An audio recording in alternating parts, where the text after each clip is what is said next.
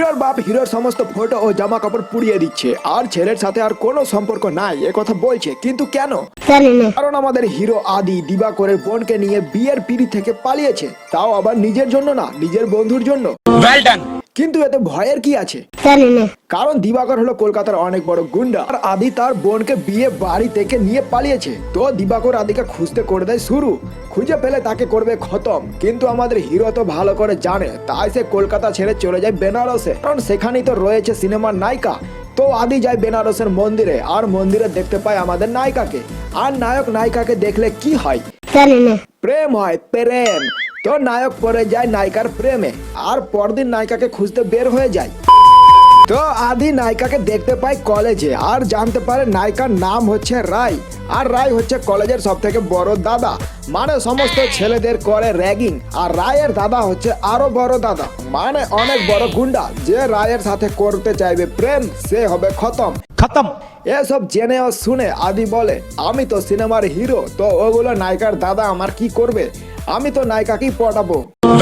তো আমাদের hero anti ragging police officer সেজে চলে যায় কলেজে রায়ের সাথে দেখা করতে। কিন্তু একদিন রায় জেনে যায় যে আদি কোনো পুলিশ অফিসার না, আদি রায়কে বোকা বানাচ্ছিল। এখানে আদি রায়কে বলে দেয় যে সে তাকে প্রেম করে। যা শুনে রায় অনেক রেগে যায়, কিন্তু আদি তো ছেড়ে দেওয়ার পাত্র না। আদিও বলে যদি রায় একদিন তার সাথে কাটায় তাহলে সে আদির প্রেমে পড়ে যাবে।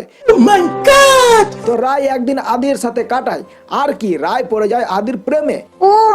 এদিকে আদি রায়ের সাথে চুটিয়ে করছে প্রেম, তাও আবার তার দাদার পোষা গুন্ডাদের সামনে। এই বলে যে এটা প্রেম না, এটা ragging. Are you comedy me? অন্যদিকে দিবাকর তার দল বল ড্রাইভার নেপালকে নিয়ে খুঁজছে আদিকে।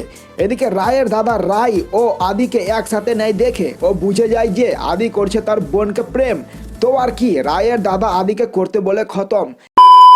এবারে রায়ের উপরে কিছু গুন্ডারা করে হামলা আর আদি হিরোগিরি দেখিয়ে রায়কে বাঁচায়। এখানে এক গুন্ডা রায়কে ধরে ফেলে, কিন্তু সেখানে দিবাকর এসে গুন্ডাকে খতম করে ও রায়কে বাঁচায়। আর আমরা জানতে পারি রায় হচ্ছে দিবাকরের ছোট বোন। খতম।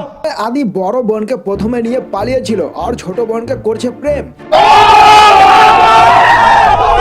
তো এবারে দিবাকর রায়কে নিয়ে চলে যায় কলকাতায়। তো আদিও চলে আসে কলকাতাতে। এখানে দিবাকর আদির বাপ ও নেপালকে বাড়িতে করে রাখে আটক। এবারে আমরা জানতে পারি রায়ের উপরে যে হামলা করেছিল সে হলো সিনেমার ভিলেন, আর এই ভিলেনের শত্রুতা হলো রায়ের দাদার সাথে। এদিকে রায়ের মন অনেক খারাপ, কারণ তার বিয়ে দিচ্ছে তার দাদা। এখানে আদি এক পণ্ডিতকে পাঠায় রায়ের দাদার কাছে, যে বলে দিবাকরের বাড়িতে রয়েছে দোষ, তাই তাদেরকে যেতে হবে আদির বাড়িতে 10 দিনের জন্য। দিবাকর কোনোদিন আদিকে দেখেইনি, তাই সে জানে না যে এই আদি সেই ছেলেটা যে প্রথম থেকে তার পিছনে দিচ্ছে বাস। তো আর কি রায়ের দাদা রায়কে ও নিজের দলবল সহ নেপাল ও আদির বাপকে নিয়ে চলে আসে আদির বাড়িতে, তাও আবার 10 দিনের জন্য। খতম। তার মানে রায় ও আদি একই বাড়িতে। এবার আসবে আসল মজা। তো একটু নাচ গান হয়ে যাক।